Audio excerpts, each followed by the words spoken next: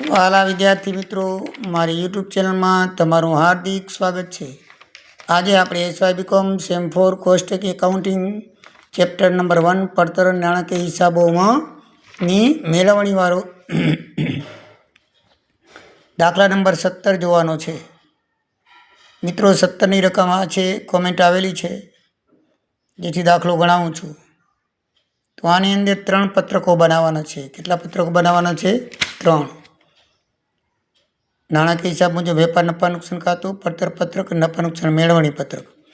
તો સૌથી પહેલાં આપણે નાણાકીય હિસાબો મુજબ શું કરશું?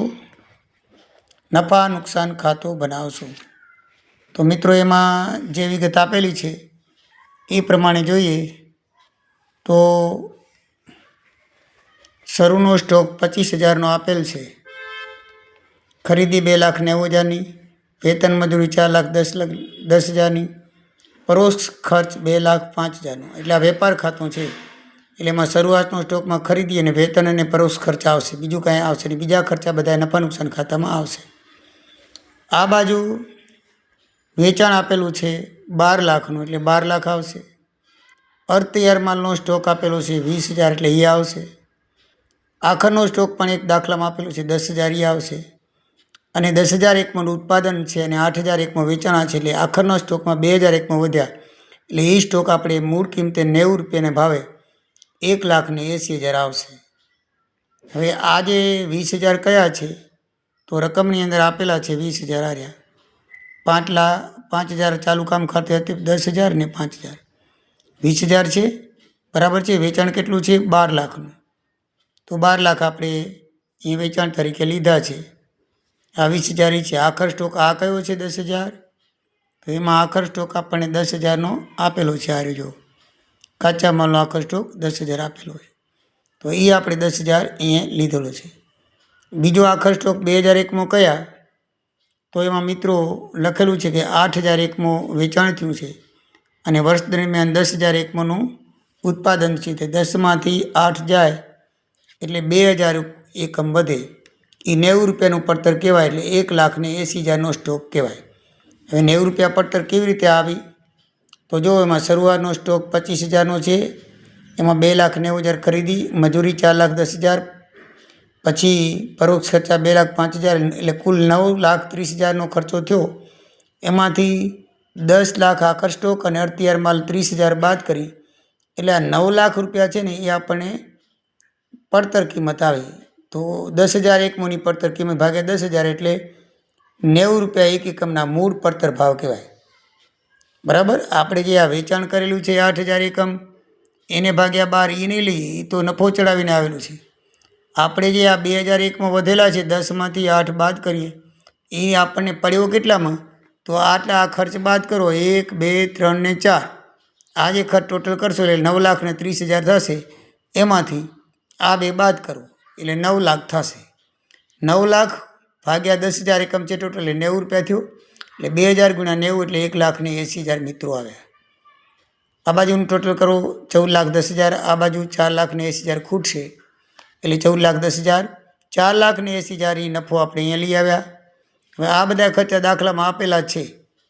વહીવટી પરોક્ષ ખર્ચા 1.5 લાખ, વેચાણ ખર્ચા 96,000, વિતરણ ખર્ચા 34,000, માંડીવાળ ખર્ચા 10,000, માંડીવાળ ડિવિઝન વટા 15,000, પેનલ્ટી 5,000, આ બધા નીચે આપેલા છે। જો આ વેચાણ ખર્ચા 96,000, વિતરણ ખર્ચા, માંડીવાળ ચૂકવી પેનલ્ટી અને આ પરોક્ષ ખર્ચા 1.5 લાખ રૂપિયા, બધા ખર્ચા દાખલામાં આપેલા છે। એ બધા નફા નુકસાન ખાતાની ઉધાર બાજુ આવશે।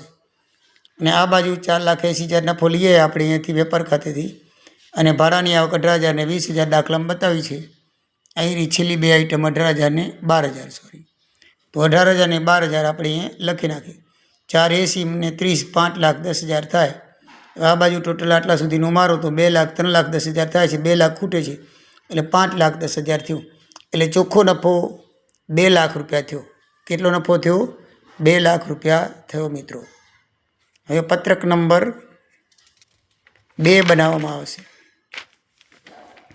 પડતર પત્રક। તો કાચા માલની ખરીદી લખી છે 2,90,000, પ્રત્યક્ષ વેચાણ 4,10,000, એટલે પ્રાથમિક પડતર 7 લાખ થઈ. એમાં કારખાનાના ખર્ચા 2,40,000. પ્રાથમિક પડતરના પ્રત્યક્ષ વેતનના 40-60% કીધા છે.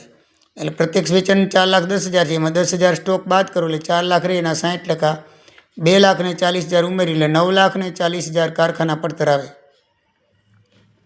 એમાં વહીવટી પરોક્ષ ખર્ચા કારખાના પડતરના 10%, એટલે આ 9,40,000 10% 94,000 થાય, એટલે 10,34,000 થાય. એ ઓફિસ પડતર આવે. હવે આપણે આખરનો સ્ટોક બાદ કરવો પડે તો અહીંયા ઓફિસ પડતર ગુણ્યા 2,000 એકમ સ્ટોક વધ્યો અને કુલ એકમ ભાગ્યા 10,000, એટલે આખરનો સ્ટોક 2,06,800 આવ્યો. એ બાદ કરીએ એટલે એમાંથી આપણને ઉત્પાદન પડતર મળે 8,27,000.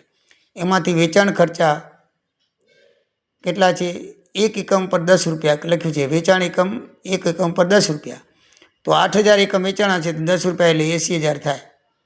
અને વિતરણ ખર્ચા વેચાણના 5%, તો વેચાણ કેટલું છે? 12 લાખ રૂપિયા. કેટલું છે વેચાણ? આવ્યું 12 લાખ. એના 5% એટલે 60,000 થાય. એટલે ટોટલ વેચાણ પડતર 9,67,200 આવી. એમાંથી વેચાણ 12 લાખ બાદ 12 લાખમાંથી આ બાદ કરીએ વેચાણ પડતર તો 2,32,800 મિત્રો નફો મળશે. શું મળશે? નફો મળશે.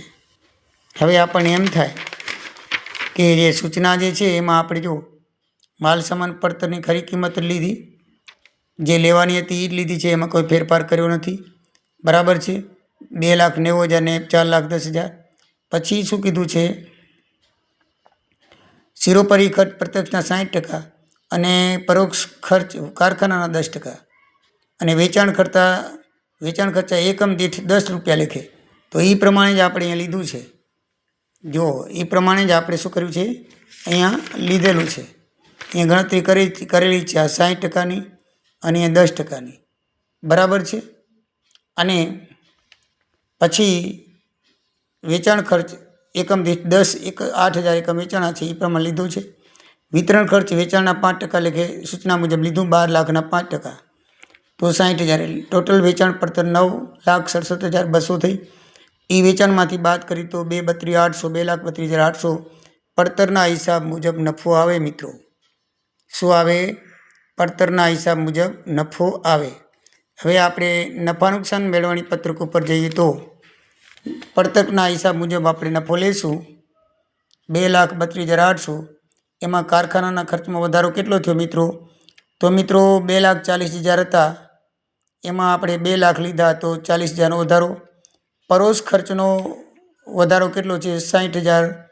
આપણે 34,000 હતા તો 60,000 એટલે 26,000 થયા. મળેલ ભાડું 18,000 છે અને મળેલ ડિવિડન્ડ 12,000 છે. એટલે આ આવક થઈ બધી 3,28,000 થયા. હવે બાદ કરવાનું છે પરોક્ષ ખર્ચમાં ઘટાડો 56,000. 1.5 લાખ લીધા હતા, 94,000 લીધા આપણે છે 1.5 લાખ, એટલે ઘટાડો થયો 56,000. પછી પરોક્ષ ખર્ચમાં આપણે લીધા છે 96,000 છે 80,000, એટલે 80,000 લીધા આપણે, 96,000 લખેલા છે, 16,000 રૂપિયા ઘટાડો થયો કહેવાય. માની વાળેલ પ્રાથમિક ખર્ચા 10,000 છે. ચૂકવેલ પેનલ્ટી 5,000 છે. ડિબેન્ચર માની વાળેલ 15,000 છે. આખર સ્ટોકનો તફાવત આપણે આવ્યો 2,06,800. કયા 2,06,800? તો અહીંયા 2,06,800 હતા. અને આપણે અહીંયા વેપાર ખાતામાં કેટલો આવ્યો છે? આ 1,80,000 2001નો. તો એ બેનો તફાવત આપણે 2,06,800માંથી 1,80,000 એટલે 26,800 તફાવત આવશે. અને તો નાણાકીય હિસાબ મુજબ જે નફો છે 2 લાખ લખો તો લખો, નહીંતર આનું ટોટલ મારી 3,28,800માંથી બાદ કરો. કારણ કે નાણાકીય હિસાબ મુજબને વેપાર ખાતા નફા નુકસાન ખાતા મુજબ નફો સરખો આવવો જોઈએ. એટલે એમાંય 2 લાખ આવે છે, તો અહીંયા 2 લાખ આવે તો ટોટલ મારો 3,28,000 થઈ જાય છે. તો મિત્રો આ રીતે 3 પત્રક થઈ જાય છે. બરાબર ને? આમાંય પણ 2 લાખ રૂપિયા જ નફો આવે છે. જો આ ચોખ્ખો નફો. બરાબર છે. તો પત્રક નંબર 1, પત્રક નંબર 2